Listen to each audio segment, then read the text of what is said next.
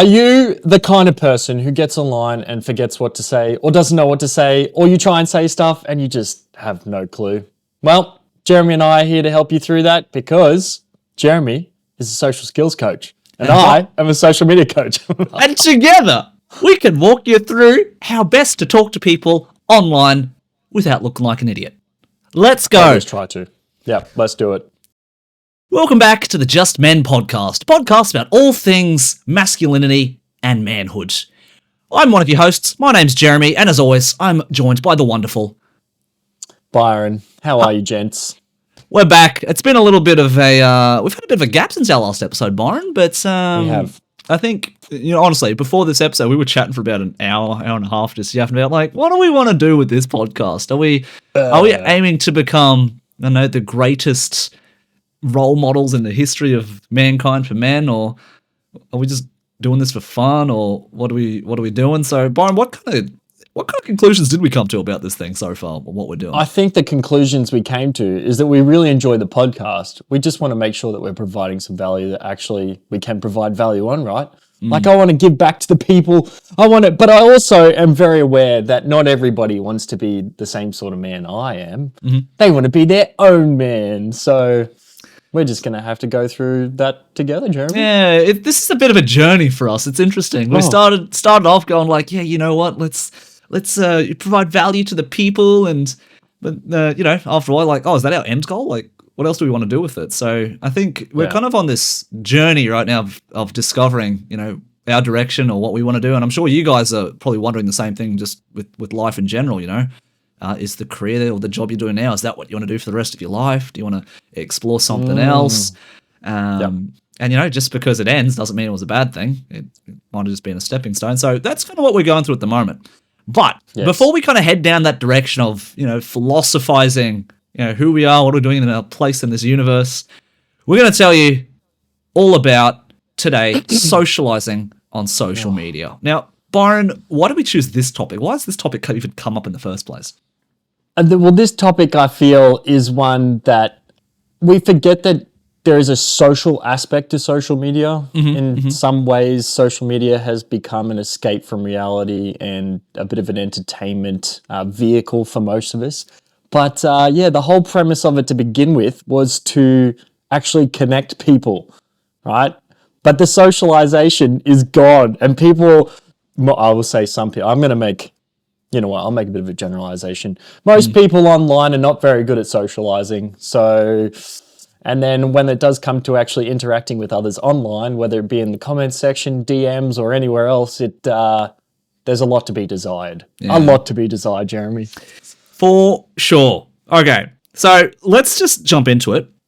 What's the biggest issue, Byron, as a social media expert, do you see people make when it comes to messaging? I've got my own opinions as well, but they're more from personal experience. But, you're someone who has a pretty big audience online. You're someone who has helped people with their own social medias. What's one of the biggest pitfalls you think people make? Generalizing, obviously. What's the big mistake that people make when they comment, slide in the DMs? What do you see? Well, I actually think it's probably even not just a social media mistake, but interpersonal skills mistake in terms of how to start or initiate a conversation and then how to carry a conversation, and then lacking some awareness around what it would look like from the receiving end. Right. So, and I say, like, if I send a message to someone, let's say in a DM, one of the things I think about is how is that message going to be received and what's it look like for them to answer. So for instance, if I just sent you a hey, right, what am I supposed to do? Hey, what's up? Then that's the end of the conversation, right? And you're like, oh, okay, this is great. But, it's actually knowing how to start a conversation, I think, is something that a lot of people lack. And I can take it to the business realm where, you do a lot of cold outreach and you've got to actually make the approach at least enticing to engage with. And that's where I think people stumble, is they just don't know how to do that. The other thing that I think people also really struggle with online is just because you are online, right? And there is a level of anonymity to it. If you are trying to engage people in a social circumstance, you've got to think about the fact that it's a person and that they might know who you are or want to know who you are. And if you start yourself off on the foot of, either being a jerk or cocky or confident or whatever, and well, maybe if they ever meet you in person, you've got to see how that kind of aligns with that. So it's what persona are you putting forward as well that I don't think people give enough thought around. It's really interesting because, regardless of if you're sliding into someone's DMs because you think they're attractive, or if you're talking to a business and you want to make some kind of proposal, I said this to you as well before, and my first impression is if someone slides into my DMs for whatever reason, the first thing I'm going to do is look at the message and it says, hey, or what's up, or hi. I'm immediately going to think, you're a bot. You're not a real person, right? Or you're a scammer or something, right? So, I don't know. You can say the same thing for dating apps. Just start off with a hi or a hey or what's up. Like, you're giving us nothing to go off. Imagine saying that to your manager at work or, a business proposal or something, and all you said was hi. You're going to do the head nod too. You do the head nod, hi. Yep.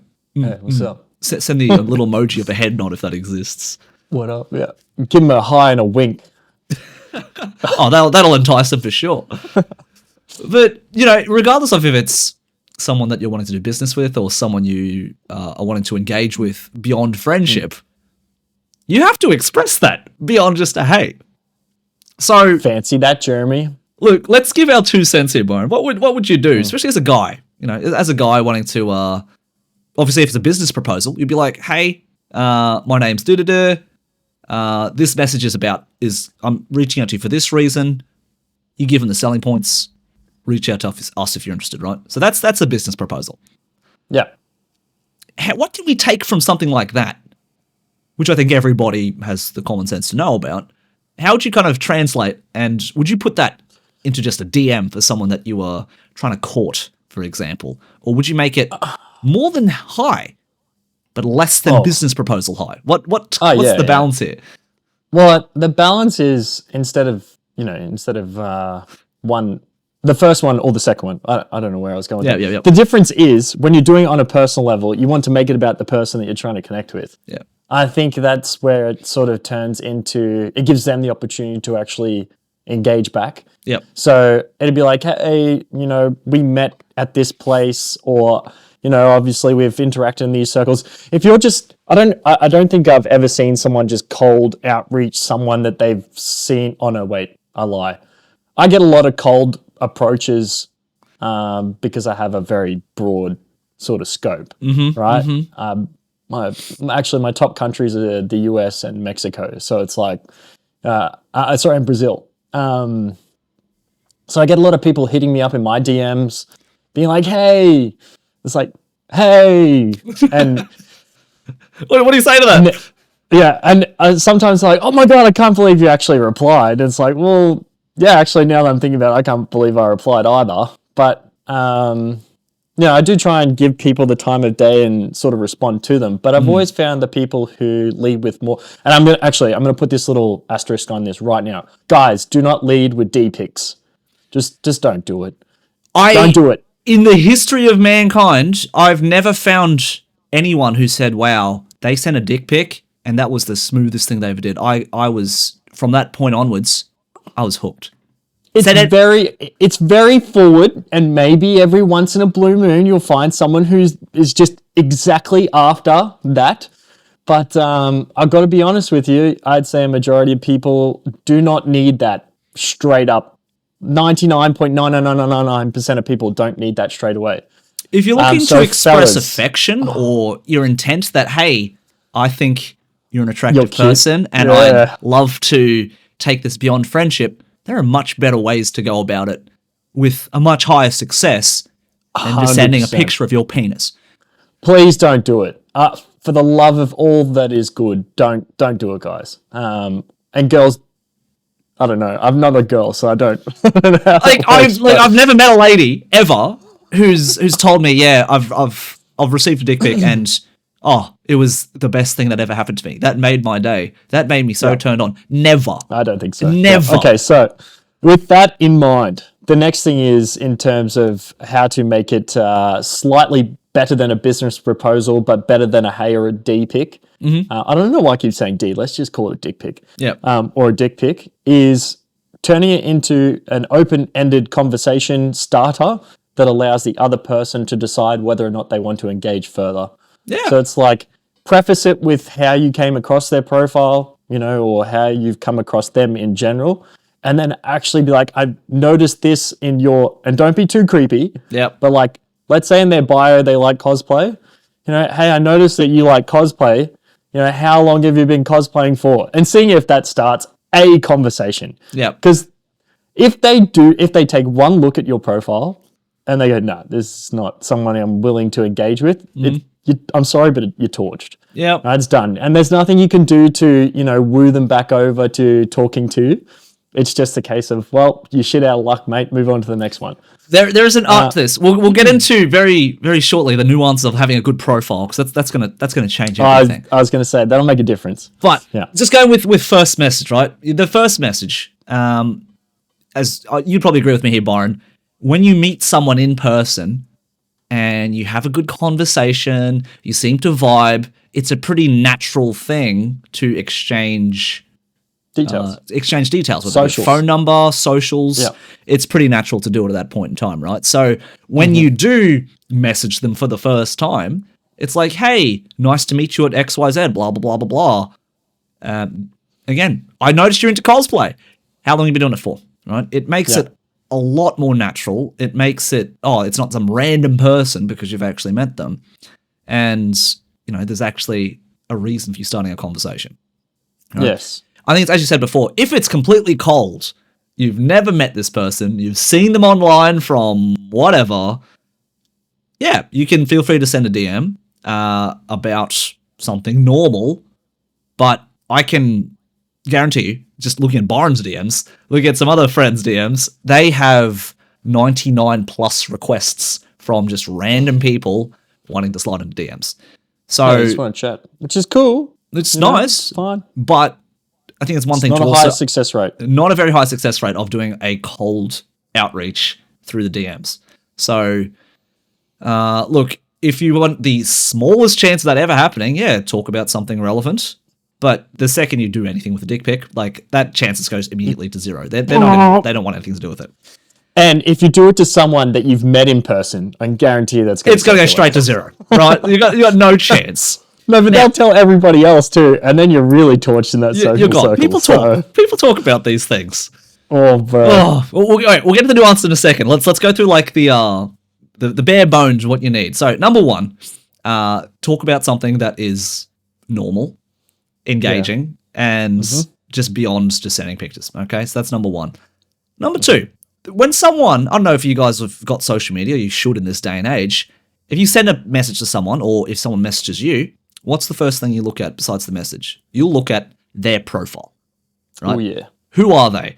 And if you've just got a picture of a fish and it says something like, I love Jesus, Matthew 12, 18 to 22, family is everything, and no pictures, you look like a bot. You look like a bot, my friend, okay? So, Byron, I'm going to pass this over to you. What makes an engaging profile, not just for random strangers, but for, if you meet people in your everyday life and you want to showcase a bit about yourself and that you're not a bot, that you're a decent human being who's got a cool life going on, what are some things that we should be looking out for in a social media profile?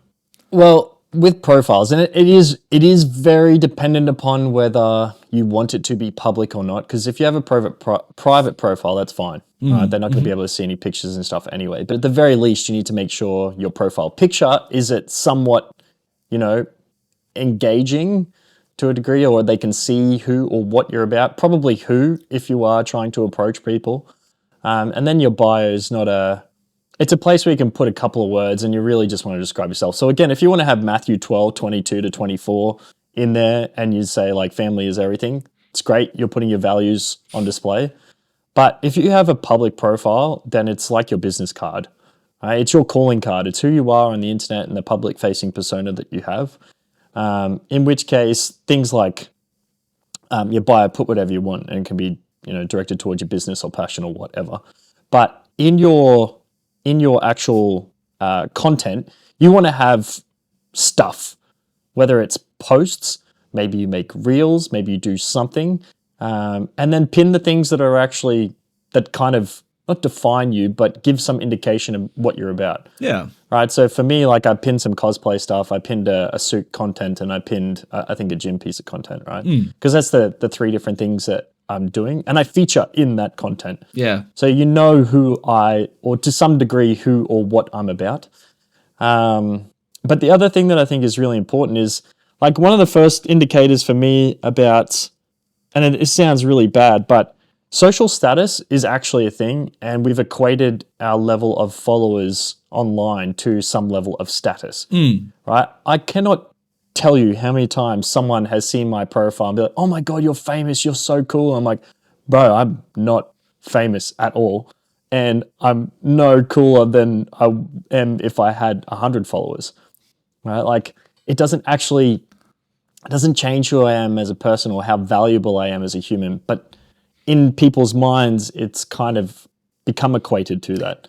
So while you might not be trying to grow for the purposes of business or opportunity or anything like that, having content that attracts people and that other people can find you on will help you in that sort of, especially in the dating scene. If you've got 5 or 10,000 followers, you might look like a better match than if you, say, had 150 followers, which sounds wild. It does. Right? Yeah.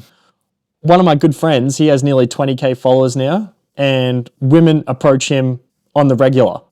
Like they will DM him and say, hey, I'm coming up from such and such place. Do you want to come hang out?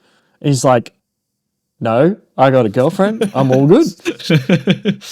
But when he was single, it was really great for him. He had dates lined up the wazoo, which is just, but you're not really wanting to necessarily put yourself out there like that. But that social proof can be of benefit. And honestly, if you're there just trying to create and meet new people, the social media space can be a fantastic avenue for it. Even just connecting with like-minded people. The other thing I'll say is if you follow 7,000 accounts and you have 700 following you, it's odd. Because I think, why are you following 7,000 people? Do you know 7,000 people, or are you just fishing? And then it's also very scammy body behavior too, which you might not do this. You might just be interested in 7,000 different art accounts. But kind of curating that a little bit for yourself is a good idea, right? It just eliminates that thought process of, this is a bot. They've followed all these accounts simply to try and message them and hope that they'll follow them back. But in reality, that's never going to happen. Yeah. So, look out for those little things. I mean, the whole purpose really of, I guess, in social media in the modern day, a lot of businesses use it to grow, people use it to connect, but I think it's like you've mentioned earlier, Byron, that people miss the social aspect of social media, right? It should primarily, for the ordinary person, be a place where you use it just like a phone number, right? I think it's like the modern day phone number, because I don't even remember the last time I said, hey, let's exchange phone numbers so we can keep in touch. Because in the modern day, most people, a good majority of people, will be exchanging Instagrams. They'll be exchanging mostly Instagram, I think, in this day and age. It's like, I can't remember the last time I even added someone on Facebook. It used to be Snapchat and stuff, right? It used to be Snapchat. You don't exchange TikToks, I can tell you that much. Nah. You can DM via TikTok, but it's I don't know. The messaging platform on Instagram is quite good for that matter. Yeah. But that being said, just because, you've got a phone, you've got a phone number, if you want to connect and meet people in the modern day and age, you really should have some semblance of social media. Even if you're not someone who uses it a lot, you don't like it that much, it's just a fact of the matter that most people these days use social media to connect. So it's one of those things in which you could say, I know it's the equivalent of saying, oh man, I don't use phones, I write letters to people. I mean, sure, you can do that, man, but you're really shooting yourself in the foot by saying, oh, well, I just refuse to communicate with people because I don't want to learn that stuff. So I use carrier pigeons. I use pigeons still. Like, I don't use phones. Who does that? So if you don't know too much about social media, I urge that you learn it. Follow Byron's profile. This is kind of what he teaches. So if you need some semblance of what to do, this is a good place to start. But for the most part, you need to have something on your profile. It's just give it a bit of time. Like, give it some energy, because it does mean something these days. Yeah, whether or not you like, and I'm not saying do it so that you can be a social media personality, but why not make your resume or your business card look as appealing as possible? Yeah. Right? Yeah. Especially if you're going to use it, like you go meet someone at a convention, Jeremy, right? And now most cosplayers, they have their cosplay accounts, which is fantastic. But if you go meet somebody at a convention and you hit it off a little bit, and you're like, hey, let's stay in touch, right? If you have something that's well curated and that is memorable to offer people, it's going to get you a lot further than if it's just you with a half-baked picture of a fish, like you said, and 3 posts, 750 following, and 3 people follow you. Like, I think it's like you said, that the memorable part, because Byron and I went to a few conventions in the last month or so. Didn't we ever? Yeah. And I did meet a bunch of different people. Some were, because if you're a cosplayer, whatever your hobby is, whatever your interests are, that's what you should put on your social media profile. Like, it's pretty simple. If you're a church girl, you share pictures of yourself with other church people. You're a photographer. What photos you like taking, right? But also have photos of yourself in there as well. I think that's a big thing, because as a photographer, I think it's a little bit different or interesting in that way, that obviously you want to show off photos that you've taken. Castle Forge does it really well. He'll have pictures of himself every now and then alongside of his cosplay stuff. Absolutely. Because he's tied his branding to his person. Absolutely. Right? I think it's great. And so I know who he is in a crowd. You want to know the person behind the brand, right? Right, so it's all well and good to be like, oh yeah, this is my a bakery, for example. Yeah, take shots of your bread, but take a shot of yourself. It's like, yeah, this is the man behind the bread. Right? Yeah. Eat the damn cake, bro. Eat the cake. Look at it. This is the man who made the cake, right? But the number of people that I met in the last month or so that I added, and it's exactly as we said. I met them, we exchanged details, but they had no posts. They had some very obscure name lettering system, which is like a bunch of numbers and letters and full stops and whatever. It's hard to remember. It's like, okay, cool, man. Yeah, nice seeing you again. But it's so hard to remember exactly who you are unless you have a name that can be spelt or pronounced, and you've got pictures of people who remember it. Otherwise, I can guarantee, like, if you pick up your phone right now, you go through your phone book of just ordinary numbers, how many people do you actually remember? It's very difficult. You should remember most of them because they're personal contacts, right? Yeah, like, and I delete all the ones that I didn't. Exactly. And all the ones that you don't keep in contact with, you're just like, why is this in here? You'll delete it. Same thing, go through an Instagram, people that you follow. You don't remember who, I don't know, 123AB27 is. It's because it's like, oh yeah, I do. Oh, that's John. Oh, if you know John, then good on you. But if you line up enough of those people, I've got no idea who they are. No pictures, no description, no name. And I think it's like you mentioned before, it's like you hand out a resume, right? The ones that are going to be remembered are the people who put some effort into the damn thing. Otherwise, maybe would you say social media is like a resume for your social life? Well, yes. Yeah. Yes, it is. It really is. Like, I mean, there's a reason people take pictures of their food. And it's not just because they love the food. It's like, look, I think on a deeper level, it comes down more to look at the nice places I eat. Yeah. Right? Look at how wealthy, because from a survival standpoint, you go back to the plains of Africa. Yeah. If you had good food, you were very well off. Oh, yeah. Right? 100%. And I would almost wager that some psychologist somewhere has studied the whole phenomenon of taking pictures of their food to signal how good a person and how well off they are in life. Anyway, I mean, I think there's also the mindset. And I know my dad's like this. It's like, oh, I've got no need to show off what I do. It's for me. Like, I don't need to show off, and like, that's fine. You don't need to. But the whole purpose of connecting with people in the modern age, particularly with social media, is they want to know what you're about before they even talk to you, Yes. right? Yeah.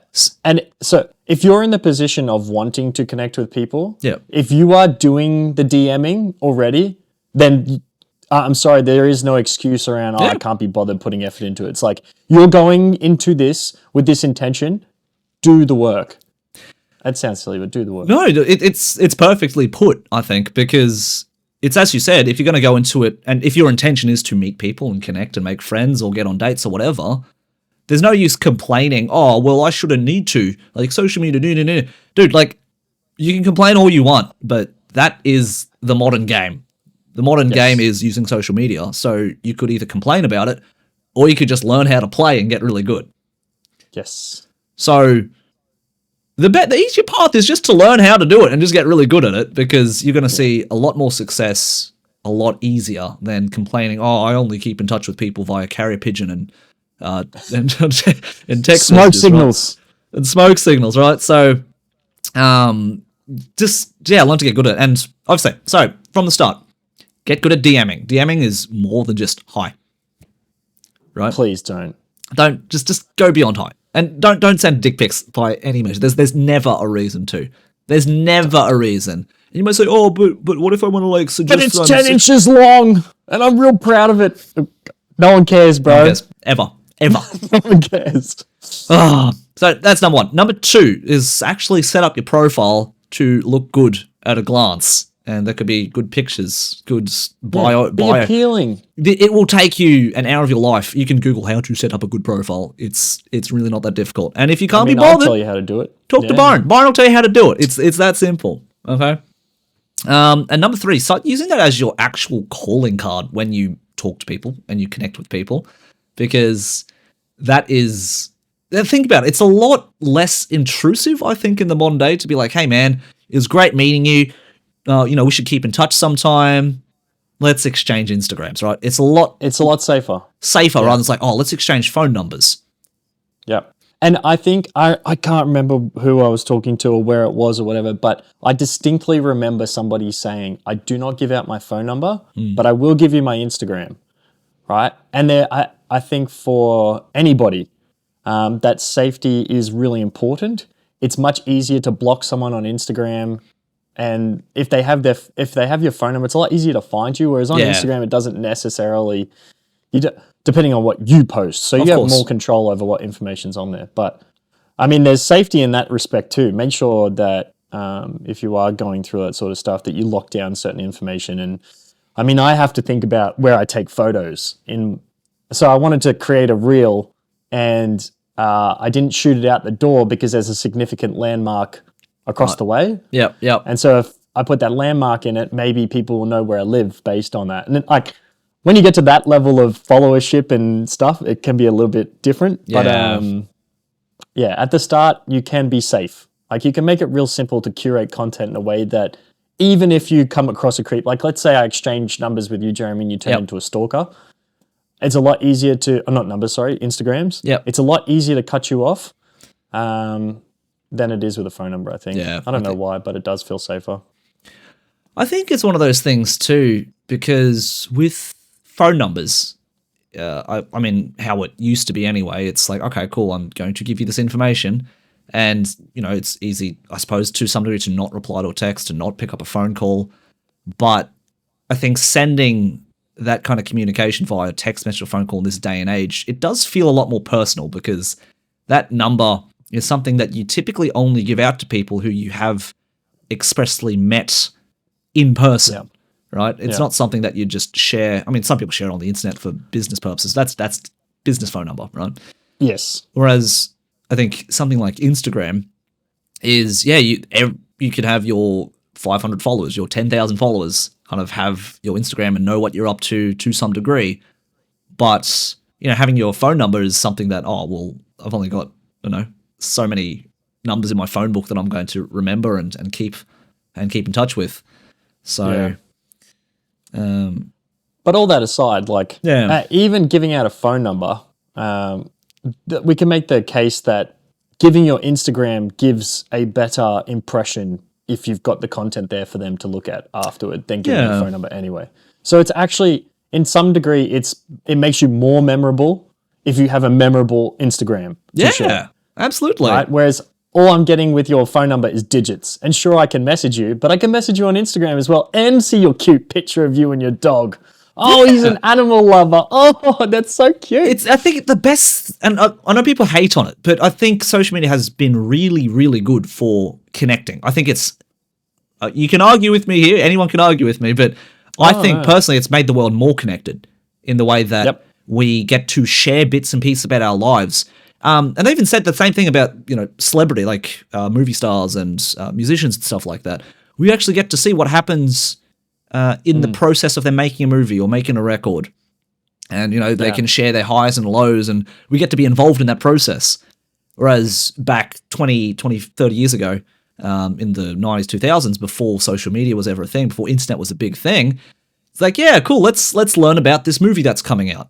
Let's learn about this record that came out. And the only way you'd find information about it is through an interview in a magazine or something, right? And that's all you'd ever get to know.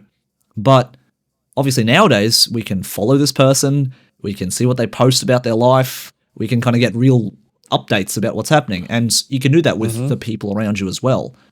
Well, it's interesting you say that because there are some people who I've never met, right? But I've formed good relationships with online. Like guys across the world that I talk to semi-regularly, like almost every other day. Yeah. Be like, hey man, how's life? Like what's happening? And I mean, maybe one day if I go to America, I'll go share a bit. I have a good mate, his name's Rob, right? Rob and I have never met. He lives, I can't remember where he is exactly, somewhere in America. If I go to America and I happen to be in the same state as him, I'll happily go have I don't drink beer, but I'd go have a beer with him while watching a game of footy. Yeah. Because we've connected over that sort of stuff. And it's like, I would never have had that opportunity if it wasn't for social media. Didn't exist. Yeah. Yeah. And I'm grateful for those relationships that I've formed. Like, it is one of those things where there's always a downside, and people will talk about the downsides of social media and how it can affect your mental health and all that sort of stuff, which are completely valid for some people. But knowing how to use it correctly and being able to talk to people in a fashion that is social online will open up your avenue for connection, right? So friendships or more than friendships, it's all possible. You just have to know how to navigate it.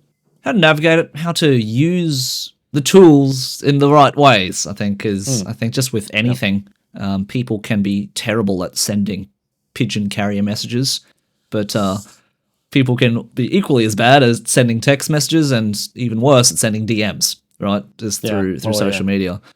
But no, I really like what you said there too, because I remember way back in late 2000s, I think, I went for an exchange trip overseas. We actually, because I went to China, they blocked Facebook, right? So we had to kind of figure out a way to get around Facebook. But even then, those friends that I made at the time, they only exist on Facebook, which was the social media at the time. There's no way in hell a phone number would have worked because international phone numbers, text messages, that just it wasn't a thing. So I've got a vague way of contacting them through Facebook if I ever got to, but have I kept in touch with them over the years? Not really, unless there was a Facebook post, which no one uses.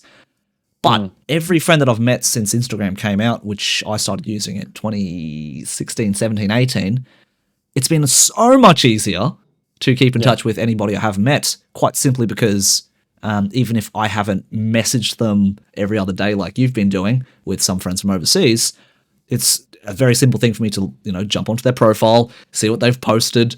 And if they've posted a story, well, cool, that's what they've done in the last 24 hours. And so without even talking to them, I can kind of see some of the highlights of what they've been up to. And if at any point in time I was to reach, I was like, hey man, I haven't talked in a while. I noticed you've been up to XYZ lately. How's that been for you? Yeah. It's so easy. It's casual. That's how to do it. That's how to send the DMs. Like that is how you connect with people. It's referencing things that they have going on in their lives. And I know there's a line of stalkerishness in there, right? Where some people go a little bit too far on it, but being able to connect with people on what's actually happening in their lives and then broach the conversation in that sense, I feel like makes it much easier. Because actually sending the DM, I hope we're going to talk about it, right, in this episode, but how to structure it in a way that makes it the opportunity available for further connection, I think is really important. Right? If you're going to be shooting your shot in DMs, which is perfectly fine, right? You've got a couple of things that you need to avoid, right? You want to avoid being a stalker. You want to avoid being a creep, right? But you also want to make sure that you can handle the rejection if it comes. And what a rejection looks like. Because it's not always going to be like, nah, I'm not interested.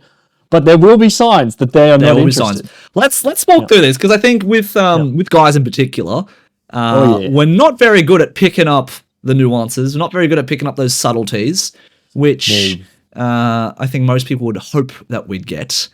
But let's go through some subtleties, okay? Just bit by bit.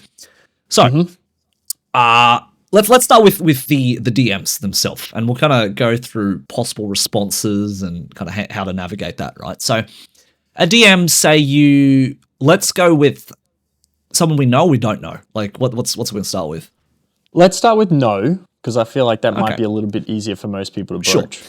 So say you met somebody. Say I went out with Byron, we went shopping one day, and then I spotted someone at the mall. I thought they were cute. Went up and said hi. Seemed like a pretty good conversation. I said, look, you look pretty busy. I don't want to disturb you today, but I'd love to take you out for coffee sometime. Let's exchange details, right? So we exchange details. Instagram's done. The best thing here is I've already set the premise of, hey, I'd like to take you out for coffee sometime. It's not just, let's hang out. Let's let's be friends. It's that's a key aspect, Jeremy. Key I aspect. think this is a really key point. Yes, but the key word here is premise. You have to set the premise of what is this? A man to woman relationship? Are we going out as friends? Are we both anime lovers? Whatever it is, right? It's you set the premise. That's the best thing you can do, especially in person. This is going to increase your chances significantly. So from there, you can message us like, hey, great catch up the shop, blah, blah, blah. Maybe I noticed on your profile that you liked XYZ anime. Yeah. How do you feel about, what's your thoughts on it, or episode, whatever? Where are you up to? Yeah. And you can continue a conversation like that. And start yapping, right? And then at some point in time, because you've already mentioned it, it's like, hey, by the way, when we catch up for coffee, we should do blah, blah, blah, blah, right? By the way, when are you free? So there's a whole structure, I think, for asking for, and as I tell clients, if you don't know, I teach social skills. So if you want to know more about the stuff, just hit me up.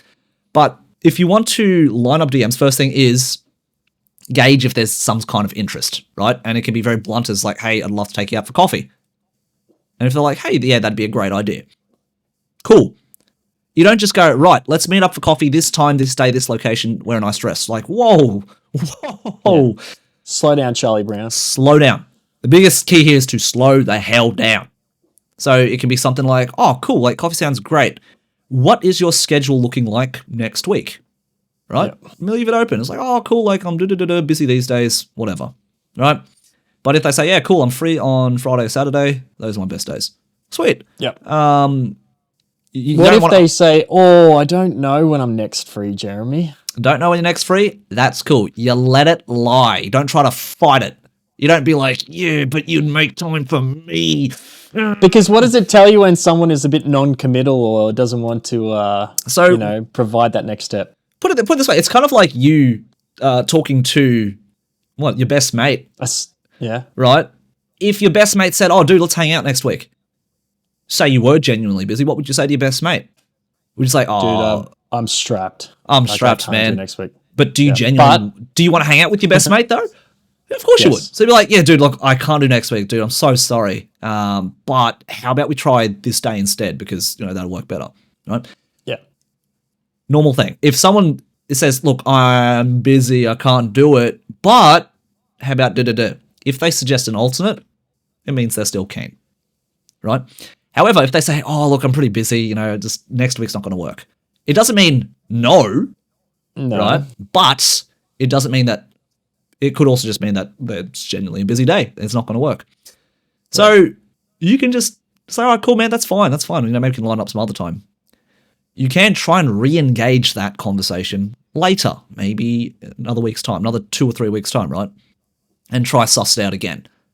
But if they again go, oh, yeah, coffee sounds good, try line something up. Oh, yeah, no, next week I'm busy.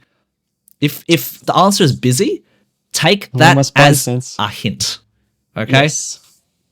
Take it as a hint. They're maybe not that interested. Maybe in the moment when they met you at the mall, it's like, oh, emotions are high. This is fun. Yeah, sure, let's exchange details. Maybe they went home that day. I was like, oh, you know, I'm just not in the mood for dating. I was like, oh, I'm actually seeing someone else at the moment. Like, we don't know the answer.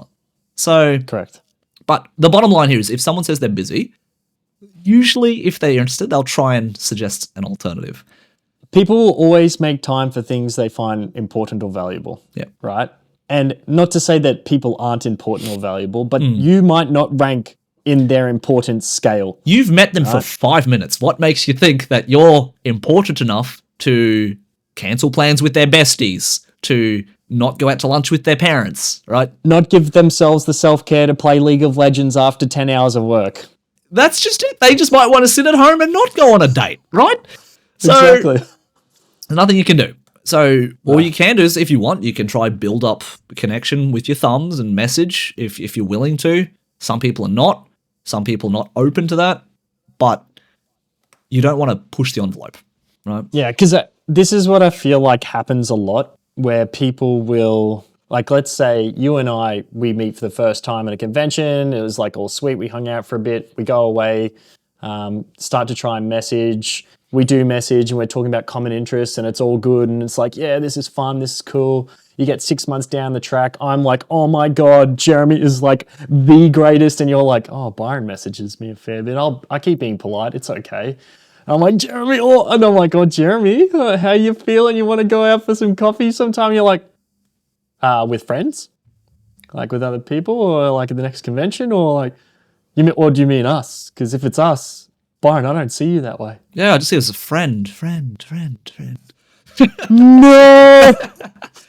So, like, because I feel like that happens. People, especially blokes, and especially online, it's so easy to misconstrue, context.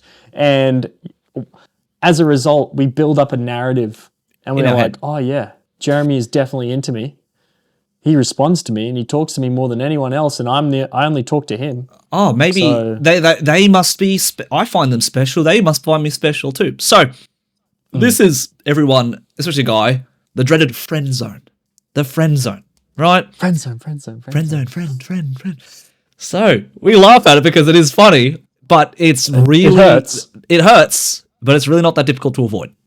And you're like, Jeremy, what the fuck are you talking about? It's painful. How do I just not be there? It's like I mentioned at the very start. It's about premise. Mm-hmm. You get stuck in the friend zone quite literally because you talked to this person as a friend. You hung out with them as a friend. You messaged them as a friend. And if you talk and hang out and message each other as friends for 6 months, you're going to be friends. And if all of a sudden you turn around 6 months later and go, oh, can I take you out on a date? Like, whoa, where'd this come from? What the hell? You can't expect someone to know exactly what your feelings are if you have not flirted with them. You've never made your intentions clear. You've never made any semblance of, oh, I kind of want to get to know you more on a romantic level. Yeah. So, how to avoid this? It's not, oh, don't become friends with someone. No, absolutely become friends with people. However, I would highly suggest, as soon as possible, express your attraction.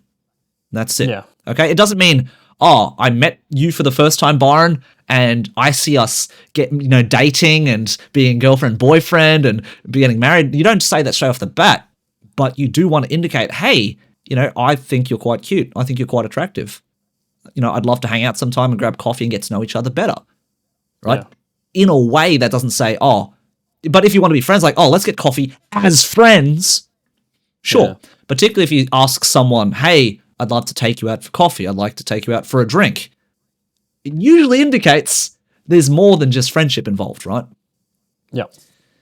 So if you want to avoid the friend zone, quite simply, either express your attraction and say, oh, I think you're quite attractive. I think you're quite cute. Or, indicate some kind of plan that you want to get to know them better as more than friends. Okay? Because if you do that early, it sets the premise, it sets the tone or how your interaction is going to go for the next 6 months. Yeah. And I think the other part that's important at this like initial juncture is to understand what your intention is too. Right? Because I think about even in my own relationship, it didn't start out with me trying to initiate anything. Yeah. We started out as friends. Yeah. And then organically over time, it was like, maybe there's a little bit of something here. And, but at that point, we both tested the waters, and it was fortunate in the sense that we both had that mutual attraction for each other. Yeah. Because there's another world where I tested the waters and I was rebuffed. And I would have had to accept that, and that's fine. That's actually okay, guys. If that happens, it's all right. You can still be friends with someone that you were initially attracted to or not initially attracted to, and life is okay. Yeah. It just means that you have to understand that, there is no attraction there. Don't chase it. Don't force it because you're attracted. Don't try to change their mind. Just don't. But I think if you are from the outset kind of trying to find your other person or other people, then knowing that you're entering into that sort of interaction with that in mind, you then it's the onus on you is to then test the waters, as you said, as early as possible. Right? If you think someone's cute and that's part of the reason why you initiated the conversation, then actually make sure they're aware you think they're cute at some point early-ish. Yeah. Right? Not necessarily message one, unless you want to ball out. But otherwise you end up, again, going 6 months or 10 months or a year and a half down the rabbit hole thinking this person's the love of your life and they have zero interest in you. All right? And that's because it does happen. It does. And it hurts. But it's not their fault.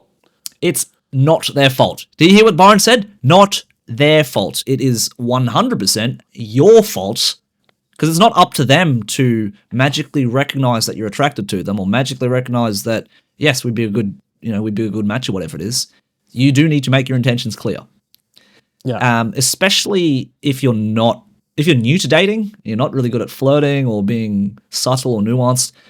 The best thing you can do is be very direct. Very early. And you know what? In that directness too, it doesn't have to be literally, I want to be your boyfriend. Do you want to be my girlfriend or boyfriend? I think about the coffee thing is amazingly easy. It's like, hey, this has been fun and you seem really cool. Did you want to go out together and get coffee sometime? Yeah. If they say no, then it's no. If they say yes, well, plan it from there. Yeah. Or the other one that I heard that was really good, the problem with coffee apparently is that it's a hot beverage, and if it gets awkward, you have to sit there until it cools, or you just get up and leave. So ice cream can be a really fun one. Hey, would you like to go out and get ice cream? Doesn't have to be a whole dinner date. Doesn't have to be, the Carlton Ritz or whatever. I mean, that's the best thing I think I learned was when I was learning about dating and just getting better at communication in general is you want to, especially if you don't know someone that well, you want to plan something that can be, if it goes well, you can be open to hanging out more. But if it's not great, you can cut and run in 10 minutes. Right? You're like, cool, this was great. That was great. Nice meeting you. Didn't really feel a spark. Have a good day. So things like coffee's good. Like I said, ice cream's great. You can do bubble tea. I heard bubble tea is a pretty modern one that you can do as well. That is very modern. Yeah, you can do bubble tea. Yeah. So typically like a beverage, you can say a drink as well, but if you want to keep it low stakes, because you want to take the pressure off the person as well. You want to be like, let's go for this. And yourself. Take the pressure off yourself. Yeah, so it doesn't need to be anything like that. You could save the drink for a second date if you want. You could literally just take a walk in the park. You can... just be careful in the park. They can be scary. Oh, parks are scary. Daytime dates are good, right? Daytime is very good. Safe. But you do want to avoid stuff. Let's go for dinner. Let's go for lunch. Let's go for a movie, right? Movies are, in my opinion, the worst. The absolute worst. That's like a third or fourth date thing, right? Oh, even then, way down the line, Byron, for me personally. Yeah, okay. Because for me, I like the company of the other person. Whatever activity we're doing doesn't even matter. Yeah, true. Yeah, and so we could literally be looking at ducks. We could be, I don't know, walking up and down a mall not buying anything, right? Yeah. Because the company of the person is way more engaging than any activity could ever do. Yeah. And Yep. so, to that matter, movies are the absolute worst because you can't even talk, you can't do anything. Anything where you're kind of stuck in the one place, focused on something. It's too noisy to talk. Not the greatest Yeah. either. But I honestly say, unless you're like dating for a longer period of time, or you know each other really well and you're dating, then maybe a movie's okay because you just want to be physically in each other's presence more than anything else. Yep. Right. But yeah. So that's my kind of dollar. I won't even say 2 cents. That's my dollar's worth of input on this kind There's of thing. my dollar. Well, so leading on from that, let's say you did secure it and things like that, or we can go back a step. So whether you're in the friend stage or you're in the courting stage, Yeah. I think the other really important consideration for social media communications is understanding that not everybody is glued to their phone all the time, right? And then having some allowance in your mind for A, how long people take to respond, B, Yep. what their life is actually like and what their messages tell you. Like there's a lot of subtleties around, one-word responses. What do they mean, Jeremy? What does an emoji reaction? What does being left on red mean? And then also, how long is appropriate between messaging? Is it like 1 day, 2 days, 10 days? Good question. Very good question. So I mean, that it gets really hard when you're fully invested in, say, a friendship or a potential relationship, and you're like, "Yep, I'm here, I'm right here," but the other person is not necessarily there. Yeah. And so you're trying to do the whole, are they interested? Do they care about me? Like, what else is going on? Where do you want to start on this? Because I want to try and demystify this as No, of someone course. who potentially does this to people, and then also as someone who has received it in the past as well. How do we start to look at those nuances and go, okay, you know what? I'm on social media. This is the realms of social media rules. What does it look like? Where do we start? Great question. Great question. Because I think a lot of people, and you see it all the time as well on horror stories from people saying, like, especially for a guy, and they're messaging someone, and they're like, "Oh, why aren't you messaging me fast enough? Like, what's happening? Like, am I not important enough to you?" So the number one issue that you want to avoid at all costs, like we mentioned before, is to get upset or to call someone out for like you're taking too long to reply, or why are you not messaging me back kind of thing, because that is the absolute worst thing you can do. 100%. Right? So number one is don't do that. If you're going to say something angry or you're going to say I'm grumpy or upset, just don't message them. Okay? Yep. But to answer your question, like, what's the time frame? What's the nuances here? Because it is like, I won't say it's like learning another language, but it is like learning. It's like trying to track someone through the jungle, I feel. You can see the signs on the ground where the animal's going to.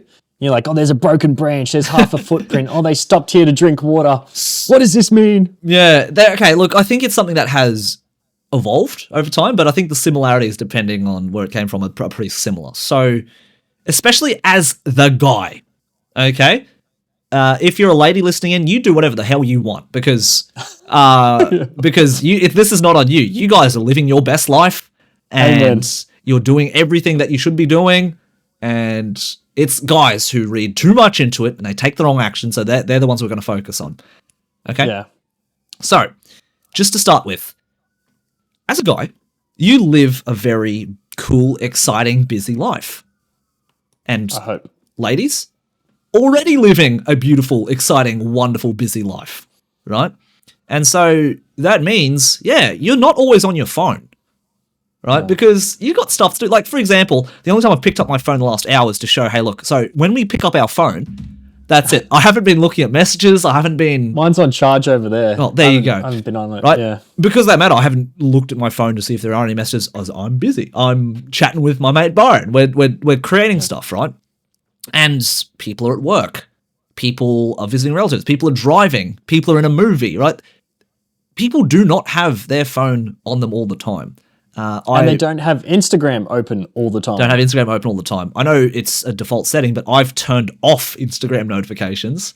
So Same. to purposely make it so I only reply to messages when I have a moment to physically open up Instagram and go through it.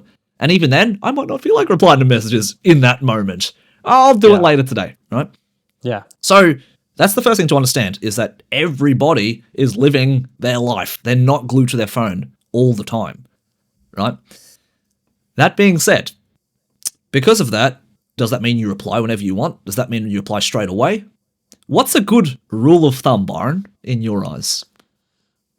I feel like if you're interested, and you want the conversation to continue, you should reply then and like when it happens or when you notice it.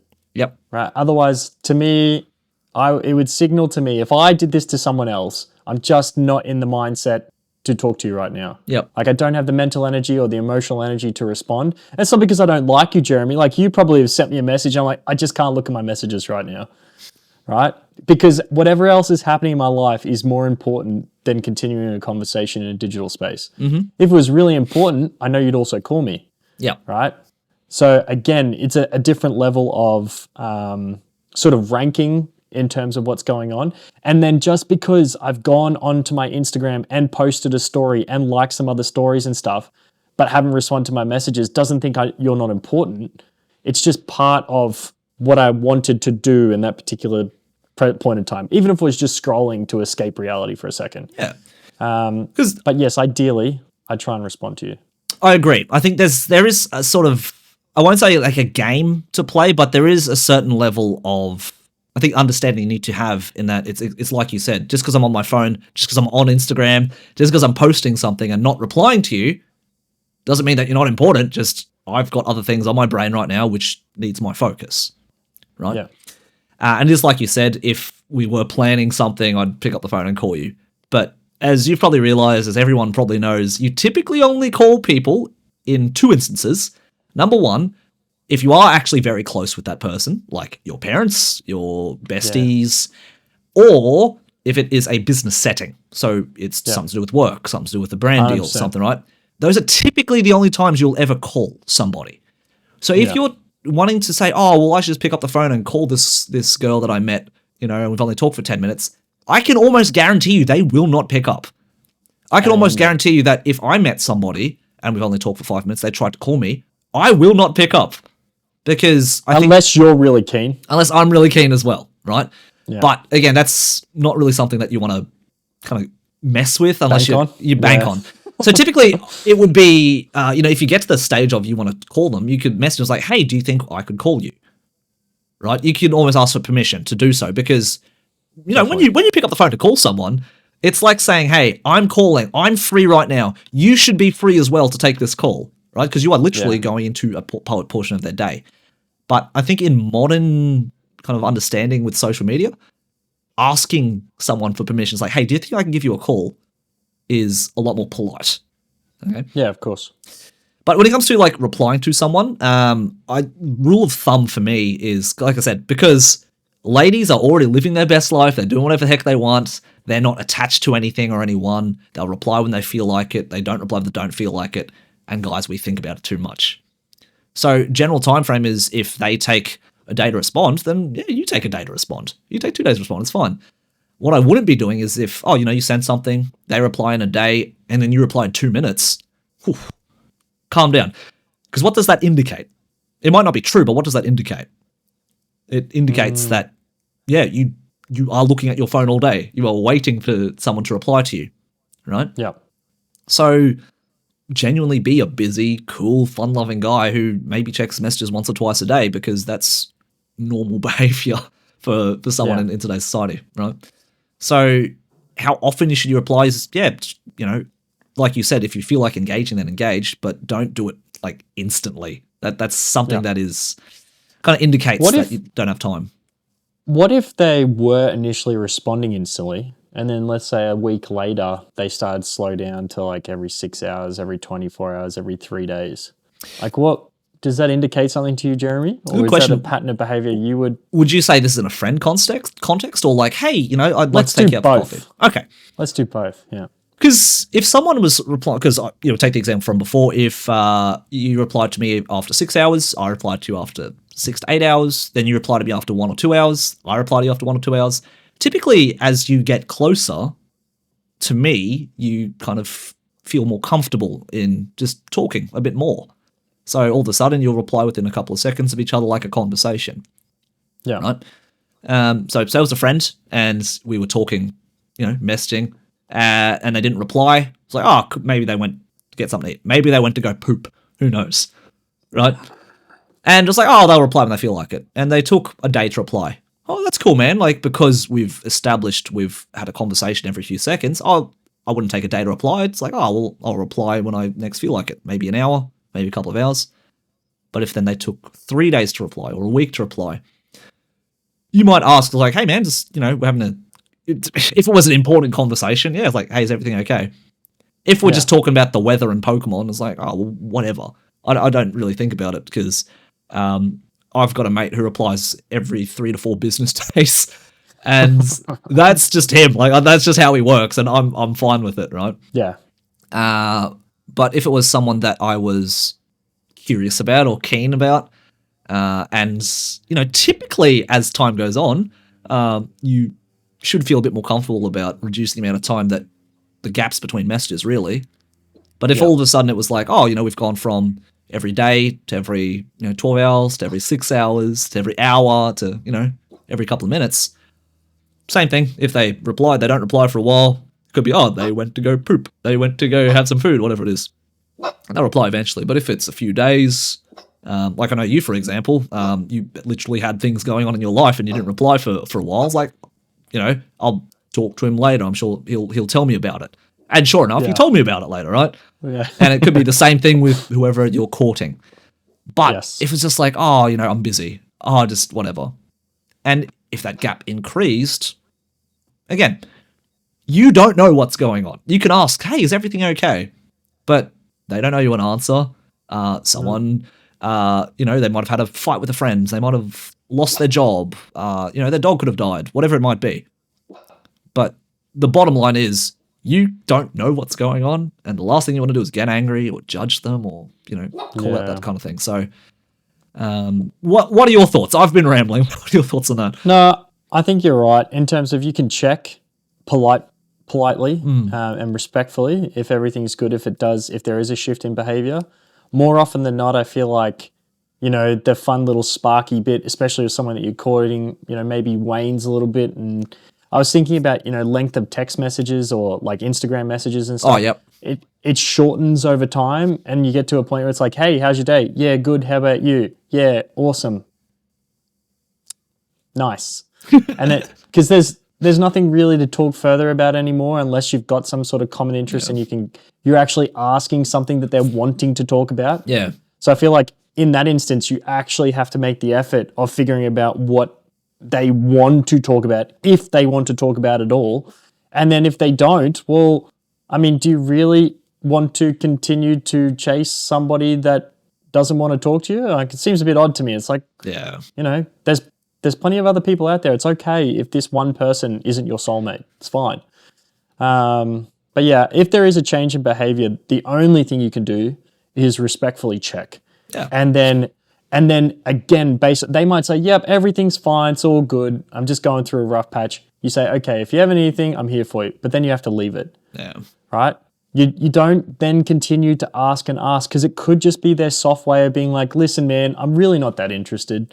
I have no interest in continuing this conversation, but I'm too damn nice to tell you.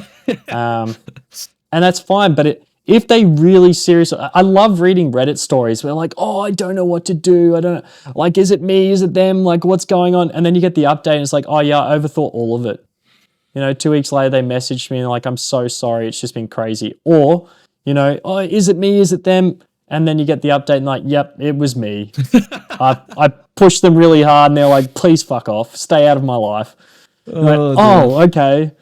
So it can go either way. But you know what? If you're so fixated on one conversation or one thread that it kind of feels like life or death for you, I think it's a you problem. Yeah. Right? If the other person is not interested in making the time to engage with you, accept it. It's okay. It doesn't make you less of a human. It just means that you're not for them, either as a friend or as a potential suitor or partner. Yep. Mm-hmm. So yeah, taking the time to actually, in the same way that you and I, when we have conversations with people, it's not just, hey, mate, what do you do for work? Yeah, cool. That's nice. End of conversation. Yeah. So we'll ask them, and we can ask them questions that, and eventually, that thread, Jeremy, where they start to really open up about something, and there's you can do that online. Find the thread that they want to open up on, and if you can't find the thread, it's because they don't fucking want to share it with you, straight up. In which case, take the hint, Chief. It's okay. It's okay. We're not going to get along with everyone we meet, and that's fine. No, so, it's fine. Yeah. Anyway, that's the subject for another time, how to navigate those conversations. But socially, on social media, this is kind of like... Be social. Be social, respectfully, and don't send dick pics. You heard it from us. Do not send dick pics. Please don't send dick. I'm sick of seeing penises, guys. I love yous, but I've seen enough penises in my life to... that you ever care to. Mm-hmm. I've seen enough for everybody. Let's put it that way. He's a popular man, this one. Anyway, look, it's good to be back. Thanks for yapping with me again, Byron. We're as time goes on, I think we're going to navigate exactly what we're doing here on this platform with our podcast and what we're going to do going forward. We're sticking around. We're not going anywhere. We might just kind of change a little bit how we do things, but we're kind of in the midst of talking about that. But we'll sort that out. If you have suggestions, let us know. We'd love to hear from you guys that are listening. Give some suggestions, whether it be just sending us a DM on Instagram, respectfully, or leaving a comment on our YouTube page on this episode. Let us know, because we read everything. Everything. Yeah, we're attached to our phones 24/7, as we just said we weren't. As we weren't, but I check mine once or twice a day. Well, more than that, maybe 2 or 3 times a day. But yeah, so maybe we're going to read it. Maybe 4 if you're lucky. So anyway, thanks very much for yapping, Byron. Very, very good yap again. And we'll catch you guys again. I'd like to say next week. I don't know what we're doing the next week, but we will endeavour to keep this on regular schedule again. Yes. Every Monday. So, yeah. Tuesday. We'll see you. No, Tuesday? Monday. Yeah, just because it's Monday. Oh, no. Tuesday. You're right. Tuesday. Tuesday. Maybe for the folks in America, it's Monday. But anyway. Thanks for tuning in. We'll see you next time. Bye. Right. Wait, it's this one. Oh, that Love one. y'all. Bye.